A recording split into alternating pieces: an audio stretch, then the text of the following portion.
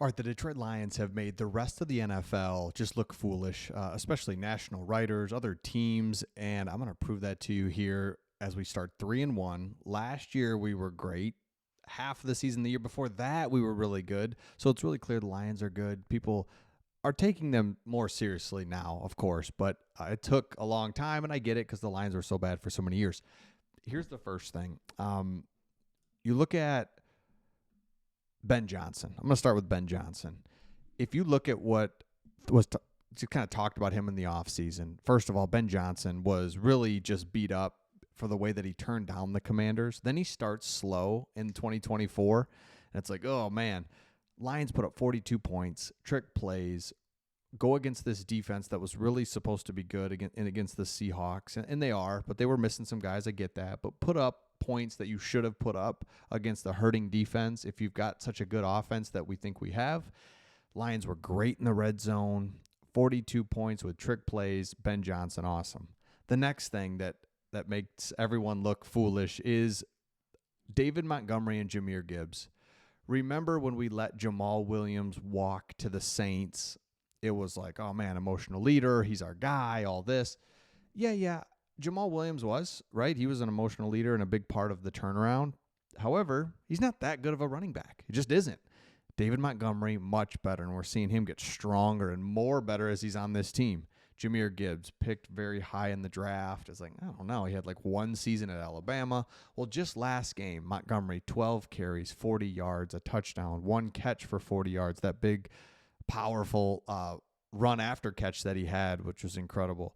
Gibbs, just an easy 14 carries, 78 yards, and 2 touchdowns. Like, I don't even remember him breaking off any big runs. Just he had a couple, like he had like a 10-yarder and a 15-yarder, but 14 carries, 78 yards, 2 touchdowns. Like, no problem. The next one that I love is Jared Goff.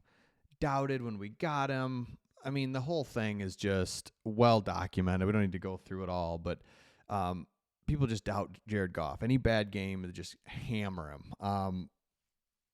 I don't hammer him. I definitely question, and I'm just kind of like, that was so weird. You know, like the game against the Buccaneers where he's skipping balls to wide receivers. Like, that seems weird. However, Jared Goff, all the dude does is win. All he does is have high completion percentages, touchdown passes, yards. He's a winner. Did I mention that? He's a winner. He wins. He wins playoff games. Colin Cowherd did a blind comparison of Jared Goff to these quarterbacks. And it's like Jared Goff's numbers and just kind of, you can pick apart different numbers. But at the end of the day, Lamar Jackson, he's like, I'll take, again, Lamar Jackson, of course, has the flash, looks better, but Jared Goff, consistent. He wins. He anticipates receivers coming open. He's accurate. All those things. And so this last game, 18 for 18, almost 300 yards, 2 touchdowns, and a touchdown reception. And again, he just puts stat lines out there, and he wins. The guy just wins. The next one that's just very obvious that it's so cool is Dan Campbell started his tenure 4-19-1. I was like, yikes. But after the win, he goes 27-27-1. Everyone thought he was crazy. Everyone thought this can't work. Start off 4-19-1. It's like, this isn't going to work. He doesn't get it. He's not innovative enough. He's not offensive-minded enough. He's not this. He's not that. Since then, the Lions are 23-8 and have become the best team in the league, 2-1 in the playoffs. This guy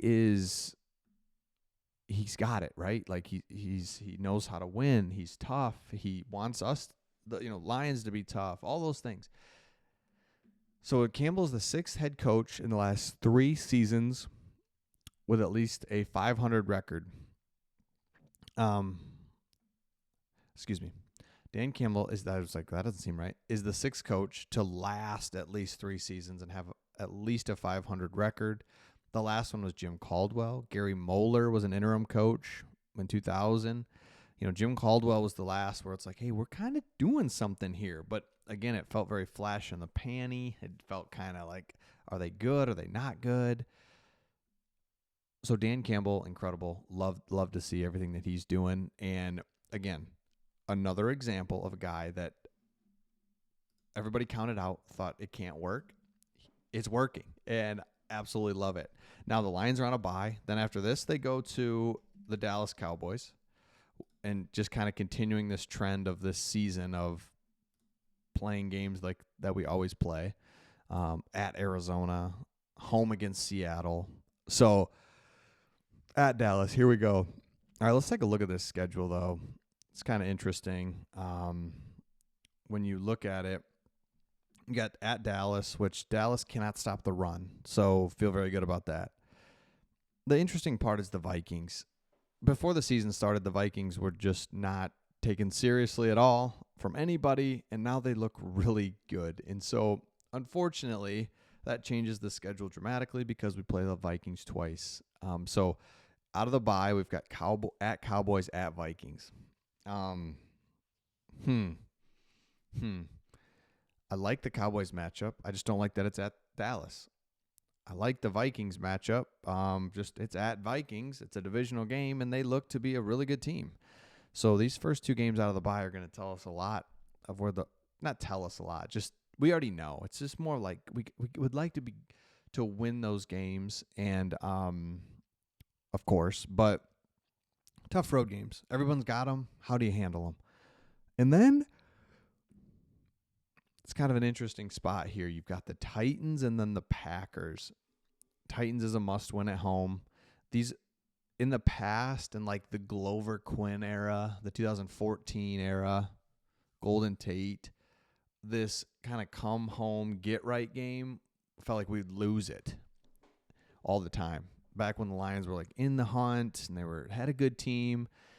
That is the game out of these four. That's the one I really kind of circle because it's like, man, would love to see us just win that game. That's one you got to have at home when you're surrounded by a bunch of tough games right here. So, won't go through all the games, but point is you can see at Texans. So look at that. That's really it. You have 1, 2, 3, 4 out of your next 5 games out of the bye are on the road against tough opponents. And then you got 2 kind of manageable games at home. So those are must-wins. And then, Texans, that's going to be wild. Packers, divisional games are just going to be tough. So let me know your thoughts in the comments. If you're new to the channel, make sure you subscribe. Lions are on a bye, but that's cool. It's cool. Let's get this bye, get healthy, kind of get refreshed. We're 3-1 going into the bye, kind of exactly where we wanted to be. Let me know your thoughts in the comments, and we'll see all of you on the next one.